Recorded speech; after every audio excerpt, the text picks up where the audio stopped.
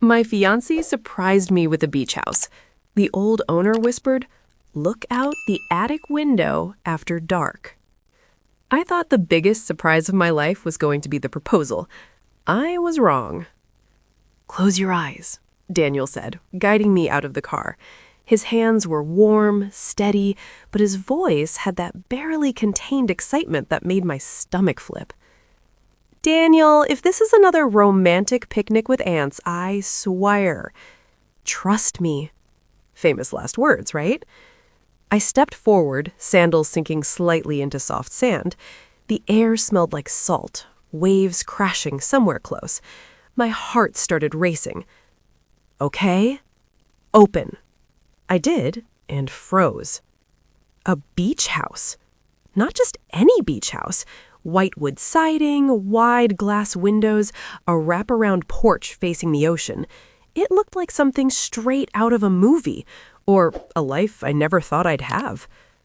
"Daniel," my voice cracked, "what is this?" He grinned. "Ours." I laughed, actually laughed. "Stop joking." "I'm not." That's when it hit me. The house, the ocean, the keys in his hand. He was serious. "You bought a beach house?" I whispered. "For us," he said softly. "A fresh start, before the wedding, before everything." I ran up the porch steps, my chest tight, overwhelmed. Inside, it was even more perfect. Sunlight flooding in, soft, neutral furniture, everything clean but not sterile, like someone had just left. "Okay, this is insane," I said, spinning around. "How did you even find this place?" Daniel hesitated. That should have been my first red flag. "Private sale," he said. "The old owner wanted it gone fast." "Why?" He shrugged.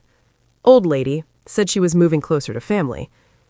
I nodded, accepting it, because why wouldn't I? We spent the afternoon exploring, kitchen, bedrooms, back deck, and then I found the narrow staircase leading up. "To the attic?" I called out. "Yeah, probably just storage," Daniel said quickly. Too quickly. I smirked. "You're scared of attics now?" "I just think we can check it later." Which obviously meant I went up immediately. The stairs creaked under my feet. The air changed as I climbed. Cooler, heavier. By the time I reached the top, I felt it. That weird, quiet pressure. The attic was bigger than I expected. Dusty, but not abandoned. Boxes stacked neatly. A single window at the far end, facing not the ocean. The woods. I walked toward it, drawn for some reason I couldn't explain. That's when I heard a voice behind me. "You shouldn't stand there after dark." I jumped so hard I nearly screamed. An old woman stood at the top of the stairs. Thin, pale, watching me like she already knew me. "Jesus!" I clutched my chest. "You scared me!" She didn't smile. "Sorry," she said quietly. "Didn't mean to." I frowned. "Who are you?" "I used to live here." My stomach dropped. "The owner?" She nodded. I glanced toward the stairs. "Daniel said you moved." "I did." Her eyes flicked toward the window. "That's why." Something in her tone made my skin crawl. I forced a laugh. "It's just an attic window." "No," she said, stepping closer. "It's not." Silence stretched between us. I crossed my arms, trying to shake off the unease. "Okay, so what's the scary story? Ghosts? Creepy neighbors?" She leaned in slightly and whispered, "After dark, if you look out that window, something looks back." My chest tightened. I wanted to laugh, I really did, but I couldn't. "Daniel!" I called out, louder than necessary. Footsteps rushed up the stairs. By the time he reached us, she was gone. "Who are you talking to?" he asked. I stared at the empty staircase. The previous owner, I said slowly. She was just here. Daniel's face changed. Not confusion. Fear. That's not possible, he said. Why? He swallowed. Because she died last week. I felt the blood drain from my face. Slowly, very slowly, I turned back toward the attic window, and for the split second, I thought I saw something move. Just beyond the trees. Watching. I didn't sleep that night. Not even close. Every time I closed my eyes, I saw her face, pale, still, certain. Something looks back. I kept telling myself it was stress, moving, the surprise, the wedding coming up. My brain was just messing with me. But then, at exactly 2:13 a.m., I woke up. No reason, no sound, just awake. My heart was already racing like I'd been running, and then I heard it. A soft creak. Above me. The attic. I froze under the covers, staring at the ceiling. Another creak. Slow. Deliberate. Like someone walking. "Daniel?" I whispered. No response. I turned. His side of the bed was empty. That's when my stomach dropped. I grabbed my phone, turned on the flashlight, and stepped into the hallway. The house felt different at night. Colder. Quieter. Like it was holding its breath. Then I saw it. A faint glow coming from the top of the attic stairs. My pulse spiked. "Daniel?" I called softly. No answer. Every step I took toward the stairs felt heavier than the last.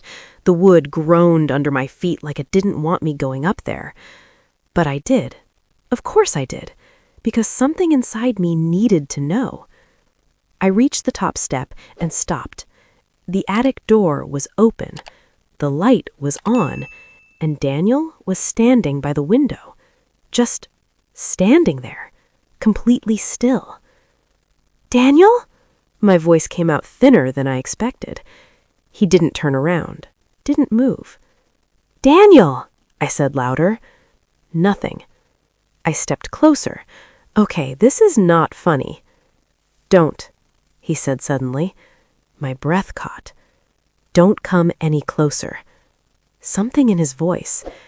It wasn't him. "Daniel, what are you doing?" A long pause. Then slowly, he lifted his hand and pointed at the window. "Do you see it?" he whispered. My throat went dry. "I don't want to," I said. "Just look." "No." His head tilted slightly. "Why not?" "Because I already felt it. That same pressure from earlier. That same pull, like something was waiting for me to look." "I said no," I snapped, more out of fear than anger. Finally, he turned, and I wish he hadn't. His face looked wrong. Not possessed, not anything dramatic like that. Just empty.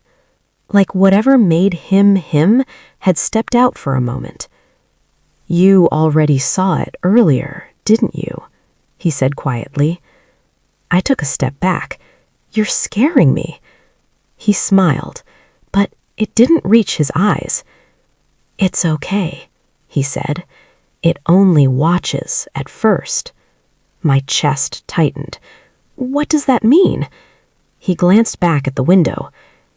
"It gets closer." Silence slammed into me. I grabbed his arm. "Daniel, we're leaving right now." He didn't resist, didn't argue, just let me pull him away. But as we reached the stairs, I made a mistake. A stupid, human mistake. I looked, just for a second, out the attic window. The trees swayed gently in the darkness. Nothing there. I exhaled, relief washing over me, until something moved. closer than before. Not in the trees, at the edge of the yard. Tall, too tall. And then it lifted its head, and I swear I felt it lock eyes with me, even from that distance, even in the dark. I stumbled back, gasping, "Daniel!" But he was already looking, already smiling again. "It sees you now," he said softly. My blood ran cold. "What does that mean?" I whispered. He didn't answer right away, just kept staring out the window. Then finally, "It won't stop."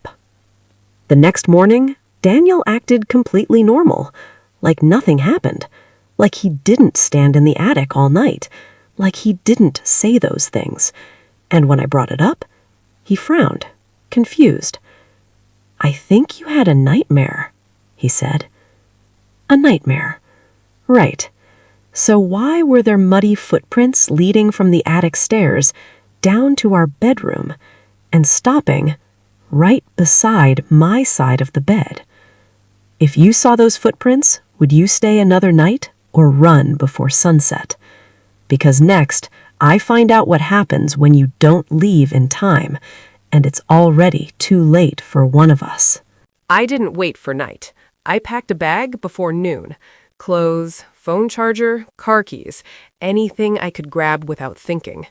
"Daniel, we're leaving," I said, trying to keep my voice steady. "Right now." He stood in the kitchen, making coffee like it was any normal morning, like there weren't muddy footprints beside my bed, like something hadn't looked at me through that window. "I just bought this place," he said calmly. "We can't just leave." "We can and we are," I snapped. "Something is wrong here." He sighed, like I was overreacting. "You're letting your imagination run wild." My hands started shaking. "Then explain the footprints." Silence. That got him. He set the mug down slowly. "Old house, maybe from before." "They were wet, Daniel." He didn't answer.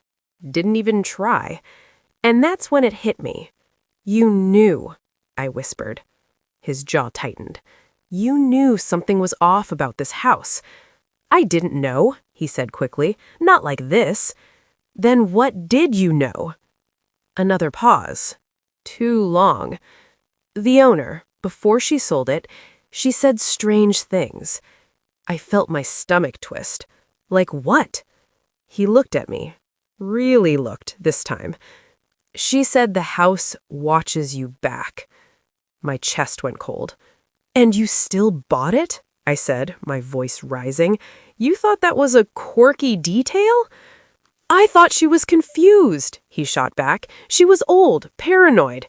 "She's dead, Daniel," I yelled, "and I saw her." The words hung between us. Heavy. Real. For the first time, he looked scared. A long silence followed. Then, a creak. Above us. We both froze. "No, it's not even dark yet." Another creak. Slower this time. Dragging. Something was moving in the attic. Daniel grabbed my arm. "We need to go." Finally, we rushed to the door. My heart pounded so hard I could barely breathe. I fumbled with the keys, dropping them once before finally unlocking it. I yanked the door open and stopped, because something was wrong. The sky. It was darker. Not night, but dim, like the sun had dipped too fast, too suddenly. "That's not possible," I whispered. "We need to move," Daniel said, pulling me forward. But I couldn't, because I felt it. That pull, stronger than before, from upstairs. "No," I said, shaking my head. "No, I'm not going back up there." But my feet, they moved anyway, step by step, against my will. "Stop!" Daniel shouted, grabbing me. But it didn't matter. Whatever was in that house, it wanted me, and it was stronger. By the time we reached the attic stairs, I was crying. "Daniel, please!" "I've got you," he said, holding tight. But even he couldn't stop it. We climbed. Slow. Unavoidable. The attic door was already open. The light was off this time. Only darkness inside. And the window, faintly glowing, like something on the other side was waiting. "Don't look," Daniel whispered. But it was too late. I stepped inside, and I looked. The yard was gone. The trees, gone. All I saw was darkness. Endless. And then it stepped closer. Not from outside, from inside the reflection. Tall, twisted, wrong in ways I can't explain. Its face, almost human, almost, but stretched, smiling too wide, watching me.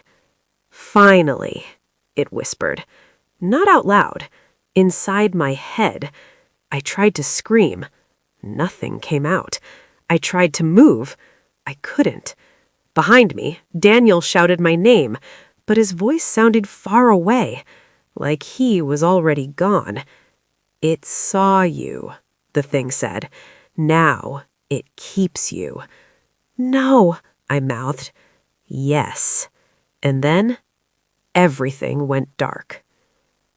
I woke up on the floor, sunlight pouring into the attic. Gasping, I sat up, my whole body trembling. "Daniel?" I called. No answer. I stumbled stairs down. The house was quiet. Empty. Too empty. "Daniel!" Nothing. That's when I saw it. On the kitchen counter. A note. My hands shook as I opened it. "I tried to pull you back. It wouldn't let me. If you're reading this, don't look at the window again. It takes one of us at a time." The paper slipped from my fingers. Slowly, I turned toward the stairs, toward the attic. I could feel it. Waiting. Patient. Because now it didn't need to chase me anymore. I was already in the house. Already marked. And tonight, I know I won't be able to stop myself from looking again. If you were me, would you stay and fight it, or burn the house down before nightfall? And if this story gave you chills, don't forget to like and subscribe, because the next one might be even darker.